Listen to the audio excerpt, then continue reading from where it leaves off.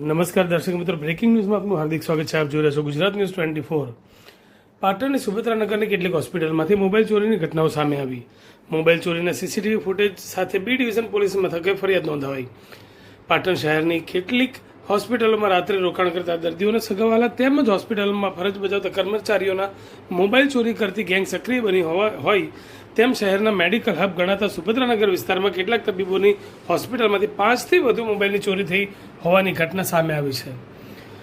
જો કે આ મોબાઈલ ચોર હોસ્પિટલમાં લગાવેલા સીસીટીવી કેમેરામાં કેદ થયો હોય હોસ્પિટલ દ્વારા પાટણ બી ડિવિઝન પોલીસમાં સીસીટીવી ફૂટેજ સાથે મોબાઈલ ચોર વિરુદ્ધ ફરિયાદ નોંધાવી હોવાનું જાણવા મળ્યું છે. પાટણ શહેરના વિવિધ તબીબોની હોસ્પિટલમાંથી મોબાઈલ ચોરીની ઘટનાને પગલે હોસ્પિટલમાં સારવાર અર્થે આવતા દર્દીઓના સગાવાલા તેમજ હોસ્પિટલમાં ફરજ બજાવતા કર્મચારીઓમાં ફફડાટ વ્યાપી જવા પામ્યો છે. ત્યારે પોલીસ તંત્ર દ્વારા સીસીટીવી ફૂટેજના આધારે આ મોબાઈલ ચોર ઇસમને તાત્કાલિક ઝડપી કડક કાર્યવાહી હાથ ધરે તેવી માંગ પ્રબળ બનવા પામી છે.